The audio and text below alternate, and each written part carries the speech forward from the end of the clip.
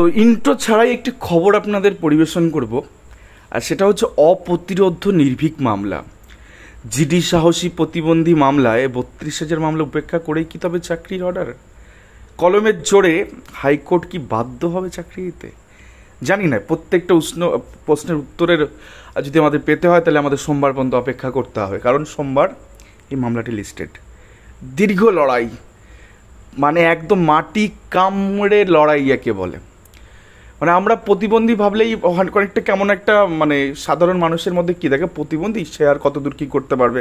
কিন্তু সমাজ পরিবর্তন হচ্ছে, মানুষের মানসিকতা পরিবর্তন হচ্ছে, মনের জোর প্রত্যেকটা প্রতিবন্ধী জায়গা থেকে অনেকটা বড়।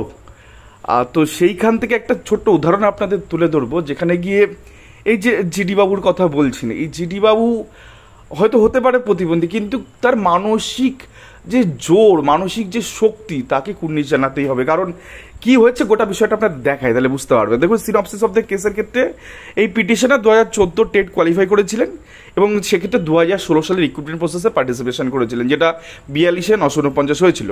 সেক্ষেত্রে West Bengal primary board of education এই পরীক্ষাটা কন্ডাক্ট করেছিল, ইন্টারভিউ নিয়েছিল। দেন তারপরে এই একাধিক আইটিআই করেন এবং সেক্ষেত্রে তিনি জানতে পারেন যে তাকে শুধুমাত্র এসসি হিসাবে ট্রিট করা হচ্ছে, তাকে পিএইচ হিসাবে ট্রিট করা হয়নি। তো একটা অংশ আপনাদের পড়ে শোনায়, সেটা হচ্ছে এই যে দক্ষিণ দিনাজপুরের ঘটনা, যে ডিপিএসসি ঘটনা, সেখানে পিএইচ ক্যাটাগরিতে 35টা সিট ছিল, কিন্তু আইটিআইতে দেখা যাচ্ছে যে এখানে মাত্র পিএইচ ক্যান্ডিডেট এমপ্যানেল হচ্ছে মাত্র 13 জন। তো হিসাব মতো ইনি যদি পিএইচ ক্যান্ডিডেট হন তাহলে সেক্ষেত্রে অনায়াসে তিনি চাকরিটা পেতে পারতেন। এবং সেক্ষেত্রে এই পিটিশনার আইটিআই করেছিলেন এবং সেক্ষেত্রে তাকে পিএইচ কিন্তু 2021 তারিখে, এই তারিখে কিন্তু তাকে পিএইচ হিসেবে তাকে জানিয়ে দিয়েছিল। এটা সিম্পল, এই পর্যন্ত কিছু মনে হচ্ছিল না যে না ঠিক আছে, তাকে অ্যাজ এ ট্রিট করেছে, এসসি ক্যান্ডিডেট হিসেবে তাকে করেছে, তো সেক্ষেত্রে কী হচ্ছে, পিএইচ ক্যাটাগরি করেনি তো চাকরিটা পায়নি।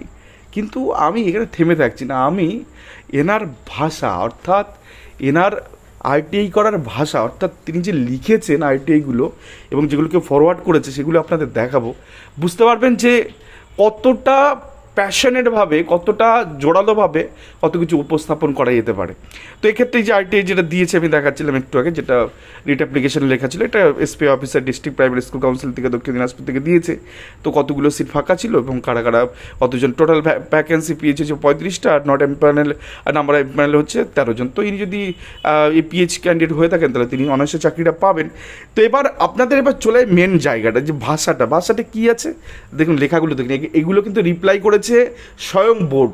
তো 1 নম্বর কোশ্চেন কি লেখা আছে, যে আমাদের দক্ষিণ দিনাজপুর জেলার পিএইচ আনটেন্ডের শেষ কত নম্বর পেয়ে চাকরি পেয়েছে তার নম্বর আমার চাই।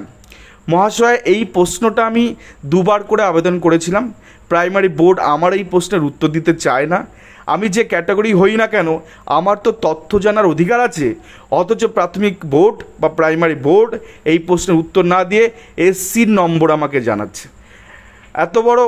অতএব কত বড় ভয় লুকিয়ে আছে দেখুন। তাই আমার প্রশ্ন, আমাদের দক্ষিণ দিনাজপুর জেলার পিএইচ আনটেন্ডের শেষ কত নম্বর পেয়ে চাকরি পেয়েছেন তার নম্বর আমি জানতে চাই। একদম সোজা বাংলা ভাষায় পরিষ্কারভাবে দ্বার্থহীন ভাষায় লিখে দিয়েছেন, সেক্ষেত্রে নাম্বার দিতে বাধ্য হচ্ছে। বোর্ড রিপ্লাই দিয়েছে 12.683। বেশ, আরেকটা জিনিস আপনাদের দেখাই। 2 নম্বর কোয়ারি কী ছিল, অপর একটি আবেদনে আমি জানিয়েছিলাম, ইনি একাধিক আইটিআই করেছে, মানে আইটিআইয়ের পর আইটিআই। যাই হোক, অপর একটি আবেদনে আমি জানিয়েছিলাম যে আমি যে ওএমআর শিটের টেট পরীক্ষা দিয়েছিলাম তা আমাকে দেখানো হোক এবং তার একটি প্রতিলিপি পাঠানো হোক প্রাইমারি বোর্ডের কাছে। এটা আমি এর আগেও জানিয়েছিলাম, দেওয়া তো দূরের কথা, আমি দেখতে নিজে গিয়েছিলাম কিন্তু দেখাননি।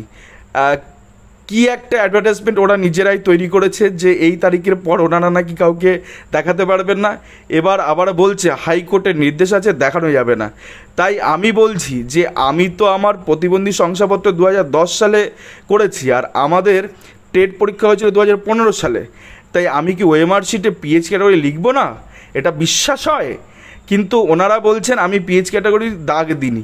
ওদের এই মিথ্যা কথা বলার জন্য শেষ পর্যন্ত আমি কি চাকরিটা পাবো না? একটি ওএমআর শিট দেখানোর ওপরই আমার চাকরি নির্ভর করছে। অতএব আমি আমার ওএমআর শিটের জেরক্স কপি দেখতে চাই। দেন 3 নম্বরে চলে আসি, কী লিখছে, একটি ক্যান্ডিডেট পিএইচ ও এসসি দুই হতে পারে, তাই আমি দুটি শংসাপত্রই জমা দিয়েছি।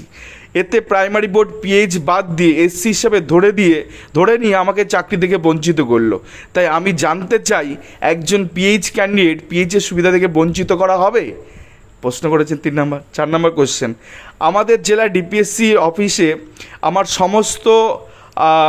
সমস্ত নথিপত্র আছে এবং আমার কাছে প্রমাণ আছে আমি পিএইচ হিসাবে পরীক্ষা দিয়েছি, তবু বারবার করে প্রাইমারি বোর্ড আমাকে এসসি হিসাবে বিবেচিত করেছে।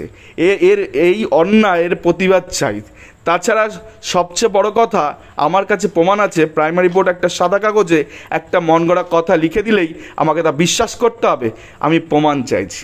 দেন আরও একটা অ্যাপ্লিকেশন ইনি করেছিলেন, দেখাবো। মহাশয়, আমি 2014 সালের টেটে ফর্ম ফিল আপ থেকে ওএমআর শিট পূরণ করা সহ সব কিছুই প্রতিবন্ধী ক্যাটাগরিতে করেছি, তার সব প্রমাণ আছে আমার কাছে।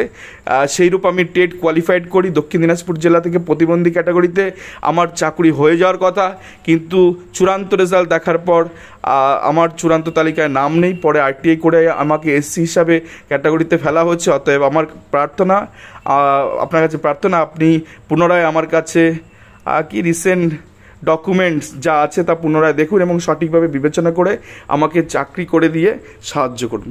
তো তিনি খুব উদারভাবে জিনিসগুলো বলেছেন এবং দার্থিক মশাই বলেছেন যে সে অ্যাকচুয়ালি তার অনেক দিন আগে 2010 সালে সে ডিসেবিলিটি সার্টিফিকেট পেয়েছিল এবং সে ওএমআর শিটে লিখেছে, যেহেতু অরিজিনাল ওএমআর শিটটা নেই। তো সেক্ষেত্রে এখন কে কোথায় কি দাগ দিয়েছে সেটা তো ওরাও বলতে পারছে না, প্রাথমিক শিক্ষা পর্ষদ। তো কোনো ক্রমে ভুলভাবে হয়তো ট্রিট হয়ে গেছে। তো সেই জায়গা থেকে এই প্রার্থী কিন্তু নাছরবাধা একাধিক আইটি অ্যাপ্লিকেশন করে একাধিকবার কিন্তু তিনি হয়েছেন এবং কোর্টের দ্বারস্থ শেষ পর্যন্ত হয়েছেন। তো দেখা যাক কোর্ট কি অর্ডার দেয়, তো তিনি কি চাকরিটা ফিরে পাবেন কি পাবেন না। আর এদিকে 32 মামলা তার পথে বাধা রয়েছে, কারণ 32 না মিটলে নন 10 কী করে চাকরি পাবে। তো সেটা একটা বড় বিষয় রয়েছে। তো দেখা যাক এই সোমবার কি অর্ডারের সামনে সেদিকে নজর রাখবো। ধন্যবাদ সকলকে।